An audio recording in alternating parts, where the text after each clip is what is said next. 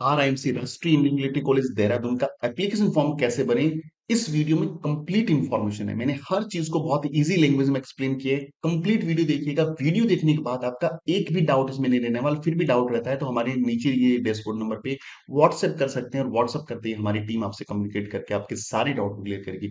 राष्ट्रीय Indian military college Dehradun का जब फॉर्म आपके घर पे आता है तो इस तरह का एनवलप आता है। इस एनवलप के अंदर क्या क्या चीजें आती है ये हम लोग अभी इसमें देखने वाले हैं। देखिए, जैसे एनवलप आप ओपन करते हैं तो बेसिकली इसमें जो चीजें आपको मिलती है उनमें सबसे पहली जो चीज है वो है ये लास्ट ईयर के क्वेश्चंस पेपर। इस बुकलेट के अंदर पिछले सालों के पेपर्स आपको मिलेंगे। मोस्टली 8 से 10 साल के पेपर्स इसमें रहते हैं। तो ये देख पा रहे हैं आप कि लास्ट जो है जून 2023 का पेपर है। और एकदम लास्ट में बात करें तो जो लास्ट पेपर आपको मिलेगा वो मिलने वाला है जो दिसंबर 2016 तक। तो 23 तक पेपर मिल रहा है, 16 से लेके एक बुकलेट है इसमें आप देख सकते हैं। सेकंड, ये प्रोस्पेक्टस आता है आरएमसी का। ये ऐसा प्रोस्पेक्टस है जिसमें बच्चे को जरूर से दिखाएं, उसको पूरा स्टडी कराएं, पूरा उसको दिखाएं, ताकि बच्चा ये जान पाए कि जिस एग्जाम के लिए वो तैयारी कर रहा है, जिस स्कूल में वो जाने वाला है, स्कूल का डेकोरम क्या है, वहाँ का जो इंफ्रास्ट्रक्चर कैसा है, वहाँ का कैरिकुलम कैसा है, वहाँ पे उसको क्या कैसे मिलने मिलने वाली है, वो सारी चीजें यहाँ से जान पाएगा, इंस्पायर होगा। अगली चीज जो इसमें आने वाली है वो जो है एक प्रोस्पेक्टस है। ये प्रोस्पेक्टस थोड़ा डिफरेंट है, गाइडलाइन है इसमें सारी की सारी। इसमें आरएमसी के फॉर्म के रिगार्डिंग सारी की सारी गाइडलाइन आपको मिलेगी। इसको जरूर से स्टडी कर ले ताकि आपके कोई कंफ्यूजन ना रहे किसी भी तरह का। लगभग सारी चीजें इसमें लिखी रहती है। और ये चीजें यदि आप ध्यान से देख लेते हैं तो कहीं कोई दिक्कत नहीं, इसका वीडियो बना के मैं इसमें डाल भी दूंगा। अगले आते हैं, इसमें दो बड़े एनवलप आते हैं, एक बड़ा एक छोटा आता है। ये एनवलप बड़े वाला एनवलप है जिसके अंदर टू और फॉर्म लिखा हुआ है। इसी में पूरा फॉर्म डाल के आपको भेजना है। टू की जगह जहां आपको भेजना है वो एड्रेस आएगा, फ्रॉम में हमारा एड्रेस यहाँ पे लिखना होगा। एक छोटा एनवलप आता है जिसके ऊपर एडमिट कार्ड लिखा हुआ है। इस पे अपना एड्रेस लिख करके साथ में 42 रुपए का स्टाम्प लगा के भेजना है। जैसे एडमिट कार्ड रिलीज होगा वो हमें भेज देंगे। इसके साथ साथ हमें मिलते हैं दो एप्लीकेशन फॉर्म। जी हाँ बच्चों, एप्लीकेशन फॉर्म ये है, और इसमें दो एप्लीकेशन फॉर्म आते हैं। कई बार कंफ्यूजन आता है कि भैया एप्लीकेशन दो है, हम क्या करें। तो दोनों एप्लीकेशन फॉर्म सेम रहते हैं, देखिए। और इसका बैक साइड में एक होलोग्राम लगा रहता है, वो जरूर से देखें। ये होलोग्राम जब तक नहीं है फॉर्म को वो ओरिजिनल नहीं मानते, बहुत जरूरी है फॉर्म का ध्यान रखना। साथ में दोनों ही एप्लीकेशन फॉर्म के जो ऊपर सीरियल नंबर है दोनों सेम होने चाहिए, और साथ में दोनों फॉर्म भर के भेजने हैं। डॉक्यूमेंट की एक कॉपी और फॉर्म की दो कॉपी। तो आइए अब देखते हैं कि एप्लीकेशन फॉर्म को कंप्लीट कैसे फिल करना है। देखिए, सबसे इंपॉर्टेंट चीजें जो है ना वो ध्यान रखनी है। ऊपर लिखा हुआ है roll number of the candidate, ये ऑफिस का काम है, ये आपको ब्लैंक छोड़ देना है, जैसा है वैसा कुछ भी यहाँ पे लिखना नहीं है। अगली इंपॉर्टेंट चीज बात करते हैं कि नेक्स्ट हमारा क्या स्टेप होना चाहिए। देखिए, यहाँ पे एक स्पेस बना हुआ है फोटोग्राफ का, लिखा हुआ है affix recent passport size photo sign below in box. यहाँ पे आपको लेटेस्ट फोटो लगाना है, ध्यान रखना। यहाँ पे जो फोटो लगा रहे हैं उसकी लगभग 8-10 कॉपीज आपके पास रख लेना। फर्दर जो आपकी डॉक्यूमेंटेशन होगा उसमें काम आएगी। सेम फोटो याद रखना, लेटेस्ट फोटो खिंचवानी है। और यहाँ पे इस बॉक्स में बच्चे को सिग्नेचर करना है, बहुत इंपॉर्टेंट है, ध्यान रखना। ये पहली इंपॉर्टेंट बात थी। अगली इंपॉर्टेंट बात कि फॉर्म को बच्चा खुद भरेगा, स्टूडेंट खुद भरेगा, और खुद की हैंडराइटिंग में और कैपिटल लेटर्स में भरना है। Again I repeat, capital letters English की फर्स्ट एबीसीडी में भरना है आपको। ध्यान रखना, स्मॉल लेटर यूज नहीं करना है। पहली इंपॉर्टेंट चीज कि कैंडिडेट का नाम, मान लीजिए कैंडिडेट का नाम रामलाल है तो मैंने लिख दिया RAM राम, और जो भी नाम है LAL लाल। ये रामलाल नाम आ गया। बहुत अच्छे से आपको फॉर्म को फिल करना है। अब अगली डेट ऑफ बर्थ, जो भी बच्चे का बर्थ है, सपोज 03/08/2012, ये इसका डेट ऑफ बर्थ है, वो यहाँ मेंशन कर देना है आपको। बर्थ प्लेस जो भी है, सपोज इट बर्थ प्लेस यहाँ पे जयपुर बोल दूं मैं, तो JAIPUR, जो भी आपका बर्थ प्लेस है, कोई दिक्कत नहीं है। बर्थ प्लेस जो भी है वो नाम लिखना है यहाँ पे, इससे कोई फर्क आपसे नहीं पड़ता। जो भी आपका रिलीजन है, हिंदू या आपका मुस्लिम या जो भी है, वो रिलीजन यहाँ पे लिखना है। नेशनलिटी आपको पता है कि नेशनलिटी हम कैसे हैं, इंडियन रहते हैं, और इंडियन से इसका फॉर्म को भर सकते हैं। इंडियन से इसको भर सकते हैं, इंडियन लिख दिया। हाइट, देखो हाइट यहाँ पे फिट और इंचेस में बोल सकते हैं, या फिर आप डायरेक्ट सेंटीमीटर में, भैया हमारी हाइट कितनी बच्चे की मेजर कर दिया कि 156 सेंटीमीटर है, तो आप सेंटीमीटर में, फिट और इंचेस में किसी में लिख सकते हैं, कोई दिक्कत नहीं है। वेट जो भी है कि भैया 38 केजी है, तो जितना भी वेट है वो केजी के अंदर लिख दीजिए, आगे ग्राम और लिखने की रिक्वायरमेंट नहीं है। देखिए मैंने स्मॉल लेटर यूज कर दिया, तो ध्यान रखना ऐसी गलती नहीं करना। तो सर ऐसी गलती से बचे कैसे?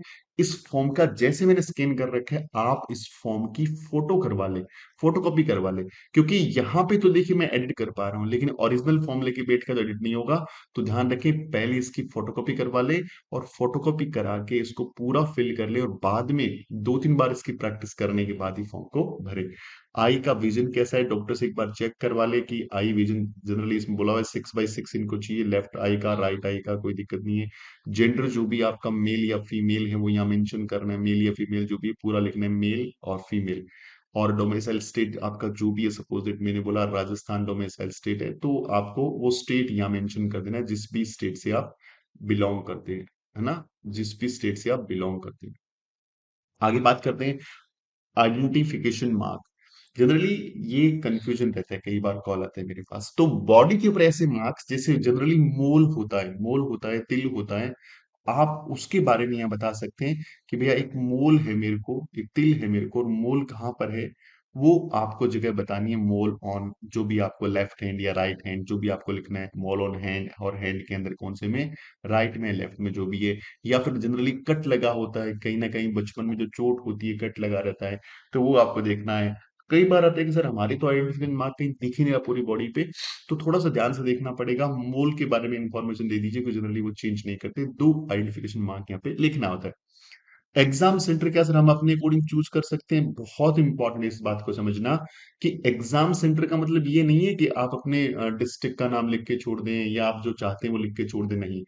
पहले आपको प्रोस्पेक्टस आया उसके पास साथ में, उसको विजिट करना पड़ेगा, उसमें एग्जाम सेंटर की लिस्ट है, और एग्जाम सेंटर की लिस्ट में से ही कोई एक एग्जाम सेंटर आपको चूज करना। अच्छा, कोई भी चूज कर सकता हूँ? नहीं सर, यहां भी दो कंडीशन है। या तो आप अपना डोमिसाइल करें, जो डोमिसाइल आपका स्टेट है उसका एग्जाम सेंटर ही करें, और यदि आपके फादर या मदर कोई जॉब में है और गवर्नमेंट जॉब में, और उनकी पोस्टिंग, जैसे राजस्थान का कोई बच्चा है और उनकी पोस्टिंग यूपी के अंदर है, यूपी के अंदर उनकी पोस्टिंग है, सपोज दैट, तो वो बच्चा यूपी का एग्जाम सेंटर भी अवेल कर सकता है। जैसे राजस्थान का एग्जाम सेंटर जयपुर है, उसी ढंग से यूपी का हो सकता है लखनऊ, जो भी सेंटर रहता है वो प्रोस्पेक्टस में मेंशन्ड है। तो उसके पास दो ऑप्शन रहते हैं, लेकिन जिनके पेरेंट प्राइवेट सेक्टर में हैं, किसी जगह जॉब करने के लिए अपने स्टेट से बाहर हैं, उनको अपना डोमिसाइल स्टेट ही चूज करना पड़ेगा। विशेष तौर से ध्यान रखना, एग्जाम सेंटर वाली बात बिल्कुल ध्यान रखना। तो एग्जाम सेंटर जो भी आपको चूज करना है, तो मैंने यहाँ पे मान लीजिए जयपुर चूज कर दिया कि भैया जयपुर हो गया ये, तो ये बात ध्यान रखिए। आधार कार्ड नंबर, यहाँ स्टूडेंट का आधार कार्ड नंबर मेंशन करना है आपको, या फादर या मदर, कोई दिक्कत नहीं, फादर या मदर का एग्जाम सेंटर चूज, जो अपना आधार कार्ड नंबर है वो यूटिलाइज करना है। डेट ऑफ एग्जाम, यहां बड़ा कंफ्यूजन रहता है पेरेंट्स को, बहुत ध्यान से सुनिएगा। देखिए यहाँ पे पहला बॉक्स दे रखा है 1 और 2 जून, क्योंकि एग्जाम डेट चेंज होती रहती है, छोटी मोटी, या फर्स्ट हो गया सेकंड, इस बार 1 जून को एग्जाम है। तो यहाँ पे ईयर कौन सा है, कौन सा एग्जाम आप दे रहे हैं? आप जून वाला एग्जाम दे रहे हैं, दिसंबर वाला एग्जाम दे रहे हैं? ये तो एग्जाम के बारे में इंफॉर्मेशन पूछ रहा है। ये पूछ रहा है कि आपका term for admission spring term है या ऑटम टर्म है। मतलब आप यदि यहां जून में एग्जाम देंगे, तो जनवरी में आपका एडमिशन होगा, क्योंकि 6 मंथ लग जाता है इनका रिजल्ट आने में, इंटरव्यू होने में, मेडिकल कराने में सारा। तो जून वाले सेशन में आपको ये रजिस्टर कर लेते हैं। और यदि आप दिसंबर वाला एग्जाम देते हैं, तो उसी के नेक्स्ट ईयर का जुलाई सेशन आपको मिलता है। एग्जाम्पल फॉर, अभी जब आप वीडियोस देख रहे हैं, या जब जिसके लिए वीडियो बना रहा हूं, वो आपका एग्जाम होने वाला है 2024, 2024, जून 2024। तो अब आपको जनवरी तो वापस 24 की आएगी नहीं, नेक्स्ट ईयर आ जाएगा, और आप बोलेंगे सर मैं 25 के लिए एडमिशन लेना चाहता हूं। ये तो होगी जून के लिए बात।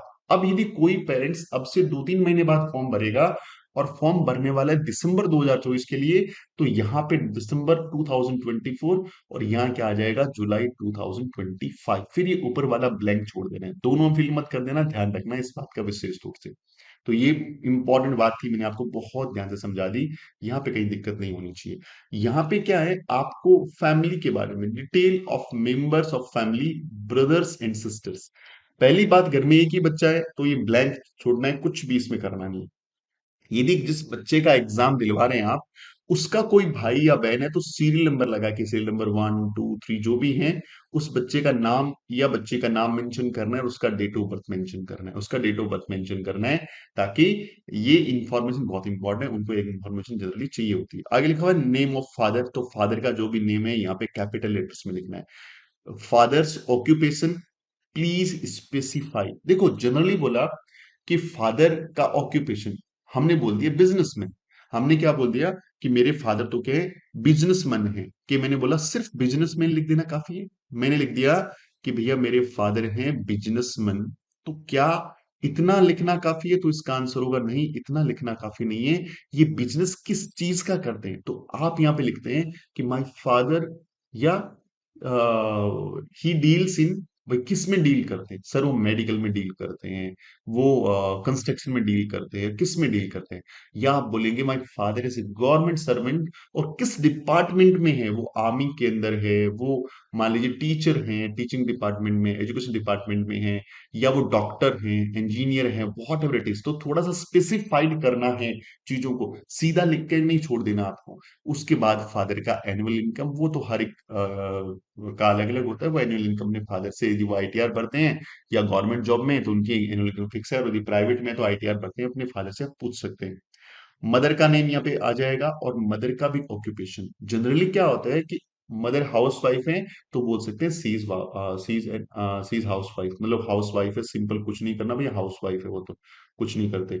या जॉब करते हैं, तो वो भी जैसे फादर को स्पेसिफाइड किया था, वैसे ही मदर को स्पेसिफाइड करना है। और इनकम है तो ठीक है, और इनकम नहीं कमाते तो नील इसमें लिखते हैं अपने को, और बाकी नहीं है, और जितना भी है वो लिख देना है। यहाँ पे परमानेंट एड्रेस, परमानेंट एड्रेस का मतलब जो आपके आधार कार्ड में है ना, ध्यान रखना, आधार कार्ड वाला एड्रेस, आधार कार्ड वाला एड्रेस। ऐसा नहीं है कि आप कोई परमानेंट एड्रेस, जहां आपको लगता है कि ये मेरे गांव का एड्रेस है, उसका प्रूफ होना बहुत जरूरी है। परमानेंट एड्रेस का मतलब ये नहीं कि आप जो एड्रेस सोच रहे हैं, आपके डॉक्यूमेंट्स में कौन सा एड्रेस है, उसी एड्रेस को परमानेंट एड्रेस कंसीडर किया जाएगा।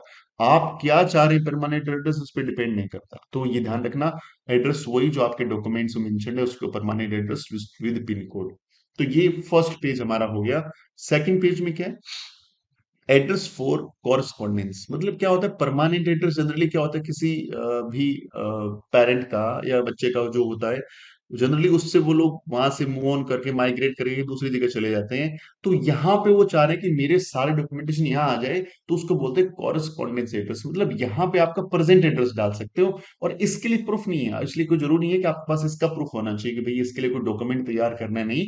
ये आपके डॉक्यूमेंटेशन के साथ कम्युनिकेशन के लिए जरूरी है कि प्रेजेंटली आप यहाँ रहने वाले आगे 1 2 साल तक, ताकि के कोई फर्दर डॉक्यूमेंटेशन आरएमसी की तरफ से आता है, जब तक बच्चे का एडमिशन नहीं होता तब तक इस एड्रेस से काम चला सकते हैं। और बाद में यदि एड्रेस चेंज होता है, वो आरएमसी को इन्फॉर्म कर सकते हैं। तो ये प्रेजेंट एड्रेस यहाँ पे आपको मेंशन करना विद पिन कोड। अगला टेलीफोन नंबर। अभी तो लैंडलाइन के लिए जनरली थे, अभी वो नंबर तो वैसे भी खत्म हो गए, सीधा मोबाइल नंबर यहाँ मेंशन कर दीजिएगा।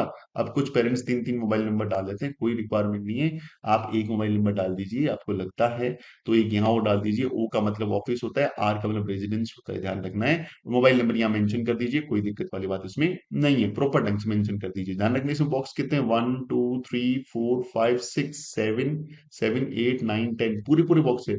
कई लोगों की आदत है वो 9 1 से स्टार्ट कर देते हैं कि चलिए ये हमें जो इंडिया का जो कोड है वो पहले लिखेंगे, नहीं, ध्यान रखना यहाँ पे बॉक्स ही 10 है। यदि 9 1 से स्टार्ट करोगे तो फिर बॉक्स कम पड़ जाएंगे। कंप्लीट सीरियल नंबर है आपका, वही मेंशन करना है, ये 9 1 मेंशन नहीं करना है। मेल आईडी, यहाँ पे जनरली ऐसा होता है कि मेल आईडी में से स्मॉल लेटर में हम लोग देते हैं, लेकिन यहाँ पे कैपिटल लेटर में ही मेल आईडी लिखनी है।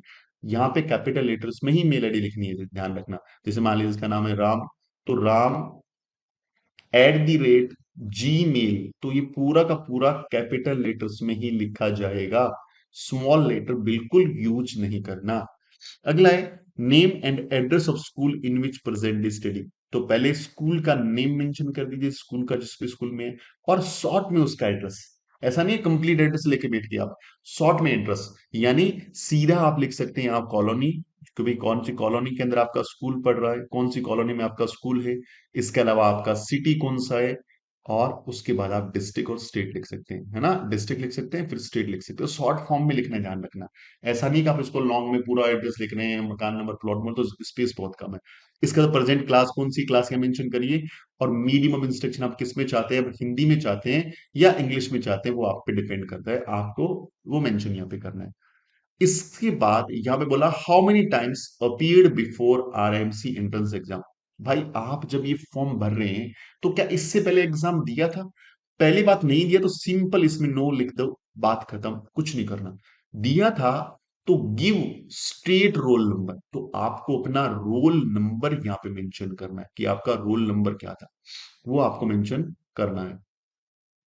रोल नंबर मेंशन करना है, साथ में क्या मेंशन करना है कि किस ईयर में आपने एग्जाम दिया था, वो ईयर आपको मेंशन करना है ना। रोल नंबर और ईयर दोनों यहां पे मेंशन करना है, ठीक है।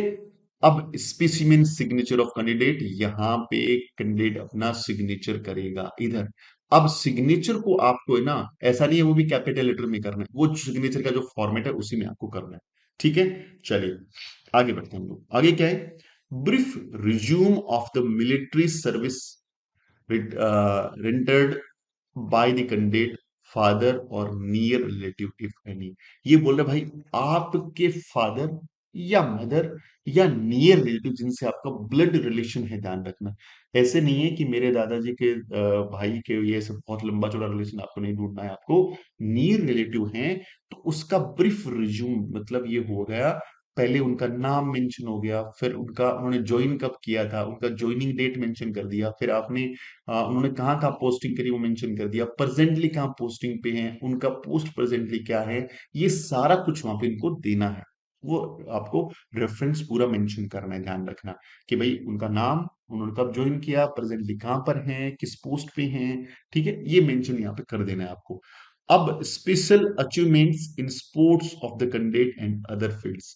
भाई स्पोर्ट्स में आपने कुछ बहुत बड़ा कर दिया हो, कोई स्टेट लेवल या डिस्ट्रिक्ट सॉरी स्टेट लेवल या नेशनल लेवल खेला हो, इंटरनेशनल लेवल खेला हो, या फिर किसी दूसरे फील्ड में आपने मान लीजिए एनसीसी में बहुत कुछ कर लिया हो, एनएसएस में बहुत कुछ कर लिया हो, स्काउट में बहुत कुछ कर लिया हो, किसी भी एनजीओ के साथ मिलकर कुछ ऐसा अचीवमेंट जिसको नेशनल लेवल पे रिकॉग्नाइजेशन मिला हो या स्टेट लेवल में मिला हो, तो यहाँ पे उसको मेंशन करना है। ये चीजें स्टूडेंट का करना है, ध्यान रखना, पेरेंट का यहाँ पे नहीं करना। अब क्या रह जाता है यहाँ पे, अब रह जाता है कि यहाँ पे सिग्नेचर ऑफ यहाँ पे क्या आएगा, पेरेंट या गार्जियन, यहाँ सिग्नेचर ऑफ पेरेंट या गार्जियन आएगा। यहाँ पे डेट मेंशन होगी और यहाँ पे प्लेस मेंशन होगा, जिस प्लेस से बैठ के फॉर्म भर रहे हैं वही प्लेस मेंशन करना है। यहाँ पे सिग्नेचर ऑफ हेड मास्टर और प्रिंसिपल ऑफ कैंडिडेट स्कूल, आपका बच्चा जिस स्कूल में पढ़ रहा है ना, उसके हेड मास्टर का यहाँ सिग्नेचर होगा, यहाँ पे सिग्नेचर उसका होगा और साथ के अंदर उसका सील लगेगा। तो ये बात भी विशेष तौर से ध्यान रखना, स्कूल में इस फॉर्म को लेके जाना है, दोनों फॉर्म का ध्यान रखना, दोनों फॉर्म भरने, दोनों फॉर्म एक जैसे भरने और उस पे ये काम करवाना है। ये फॉर्म भर लिया आपने, अब इसमें भाई कौन कौन से डॉक्यूमेंट्स हैं, तो डॉक्यूमेंट्स का अलग से वीडियो बना दूंगा, साथ में यहाँ भी थोड़ा मेंशन कर दूं, ये चीजें ध्यान रखनी है। पहले तो फोटोग्राफ आपको फॉर्म पे पेन पेस्ट करना है और साइन करना है बॉक्स के नीचे, जो स्टार्टिंग मैंने आपको बताया था। पहला डॉक्यूमेंट तो आपका यही है कि भैया यहाँ फोटोग्राफ लगाओ और यहाँ पे साइन कर दो, नंबर 1 डॉक्यूमेंट में तो ये डॉक्यूमेंट आ गया। अगली बात क्या है भाई, देखो अगला डॉक्यूमेंट क्या है, अगला डॉक्यूमेंट है two additional photograph must be send along with the application form duly signed by the candidate on the reverse side. दो फोटो याद रखना, दो फोटो ध्यान रखना, दो फोटो लेना है और उसके बैक साइड में, पीछे की तरफ बैक साइड में बच्चे को सिग्नेचर कर देना है, बैक साइड में अपना सिग्नेचर कर देना है, बैक साइड में करना है, ध्यान रखना उसके ऊपर मत कर देना, उसके बैक साइड में आपको सिग्नेचर करना है। और दोनों को स्टेपल नहीं करना, कई बार पेरेंट्स सारे डॉक्यूमेंट को मिला के स्टेपल कर देते हैं, नहीं स्टेपल करना, सीधा इस बड़े वाले एनवलप में सीधा डालना है आपको दो photograph. Copy of birth certificate duly signed by first gazetted officer class first. आपको बर्थ सर्टिफिकेट लेना है और उसका फोटोकॉपी कराना है और उसको आपको फर्स्ट गजटेड ऑफिसर से सिग्नेचर करवा के अटेस्ट करवा के आपको उसमें डालना है। Original school studying certificate with photograph attested by the principal stating the class in which the candidate is studying and age of the candidate is per the school record। देखो इन्होंने कोई फॉर्मेट नहीं दिया, इन्होंने बोला कि हमें एक बोनाफाइड चाहिए, हमें एक स्कूल से एक सर्टिफिकेट चाहिए। अब स्कूल वाले जाते ही जनरली बोल देते हैं भाई हमारे पास तो कोई फॉर्मेट ही नहीं है। आप उनको बोल सकते हैं सर नहीं है तो कोई दिक्कत नहीं है, आप अपना लेटर हेड लीजिए, लेटर हेड में स्कूल का नाम, एड्रेस, फोन नंबर सारा कुछ मेंशन रहता है, वो लेना है। उसमें क्या क्या चीजें उनको चाहिए, बच्चे का एक तो नाम चाहिए, भाई इस बच्चे का नाम क्या है। अगली चीज क्या चाहिए उनको, क्लास कौन सी में बच्चा पढ़ रहा है। अगला उनका डेट ऑफ बर्थ क्या है भाई बच्चे का, और बच्चे का रोल नंबर और क्या है, वो सारा का सारा आप बस मेंशन करवा लो। इतना मेंशन सर कर दो। और यहाँ टॉप पे ध्यान रखना है, टॉप पे बच्चे का एक फोटो लगा दो सर, और फोटो लगा के प्रिंसिपल इसको सिग्नेचर कर देगा और इस पे सील लगा देगा, और एकदम बॉटम के अंदर भी क्या करेगा, प्रिंसिपल सिग्नेचर और सील लगाता है। ये इतना काम करा लो, बस इतना काम करा लो, हमारा काम हो जाएगा। ये आपका डी वाला पोर्शन तैयार हो गया। ई में क्या है, self addressed envelope with postage stamp 42 rupee be fixed by the applicant and send the respective state government authority for receipt of the admit card. एक छोटा एनवलप मैंने आपको बताया था, उसके अंदर अभी पिछले बताया मैंने कि छोटा एनवलप है, उस पे एडमिट कार्ड लिखा हुआ है। उस पे खुद का एक तो एड्रेस लिखना है, प्रॉपर एड्रेस। अब कौन सा एड्रेस, परमानेंट की जरूरत नहीं रहती, जिनका परमानेंट और करंट सेम है कोई टेंशन नहीं है। लेकिन यहाँ पे वो एड्रेस लिखना है जहां पे आप चाहते हैं कि एडमिट कार्ड आ जाए, या प्रेजेंटली आप रह रहे हैं, वो लिखना है। और उसके ऊपर 42 रुपीज का स्टाम्प लगाना है। ये सर कहाँ मिलेगा, ये मिलेगा पोस्ट ऑफिस में। आपका जो भी नियरेस्ट पोस्ट ऑफिस है वहां जाके बोलेंगे स्टाम्प दीजिए 42 रुपीज का, तो वो दे देंगे, और इस पे पेस्ट कर देना है। और इसी एनवलप को बड़े वाले एनवलप में डाल करके भेजना है, रखना नहीं है। अगला क्या है, कॉपी ऑफ डोमिसाइल सर्टिफिकेट कंडेट duly attested by the class first gazette officer. अब आपको डोमिसाइल सर्टिफिकेट का भी एक कॉपी लेना है, और किसमें उसको डाल देना है, उसको भी साइन करवाना है, और साइन करा के दे देना है। ठीक है।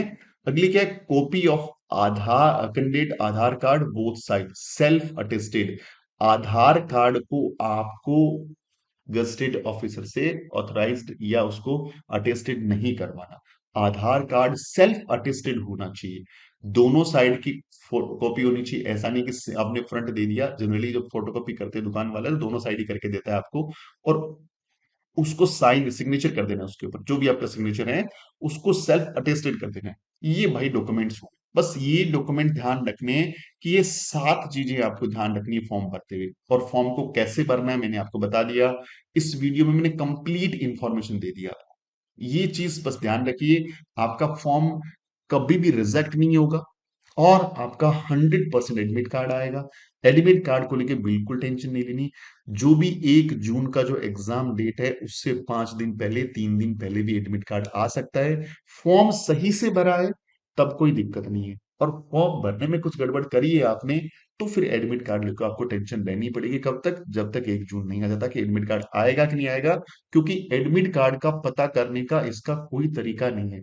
यहाँ पे एडमिट कार्ड का कोई कंफर्म क्राइटेरिया ही नहीं होता कि भाई आपका फॉर्म पहुंचा है, तो वो कोई इंटीमेट नहीं करते, कोई मेल नहीं आता, कोई मैसेज नहीं आता, फॉर्म पहुंचा है नहीं पहुंचा कुछ नहीं पता। बस इतना विश्वास रखिए, फॉर्म आपने सही से भरा है, आपने फॉर्म को सही जगह सबमिट कर, अब सबमिट कराने की बात, क्योंकि अब टाइम बहुत कम बचा है।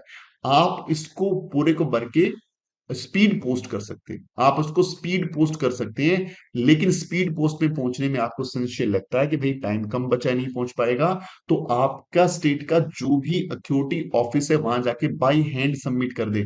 बाई हैंड सबमिट करने से आपको इतना कॉन्फिडेंस होगा कि मेरा फॉर्म सही जगह पहुंच गया, और मेरा फॉर्म मैंने पूरा कंप्लीट भरा हुआ है, तो मुझे कोई दिक्कत नहीं है। तो ये ध्यान रखिएगा। और फर्दर कोई भी आपको इसमें आपको लगे गाइडेंस की, तो हमारे डैशबोर्ड नंबर पे कम्युनिकेट कर सकते हैं, और साथ में इस वीडियो के डिस्क्रिप्शन में भी कम्युनिकेट कर सकते हैं। वहां आपको कॉन्टैक्ट नंबर मिल जाएंगे। उम्मीद करता हूँ ये वीडियो आपके लिए बहुत फ्रूटफुल रहेगा।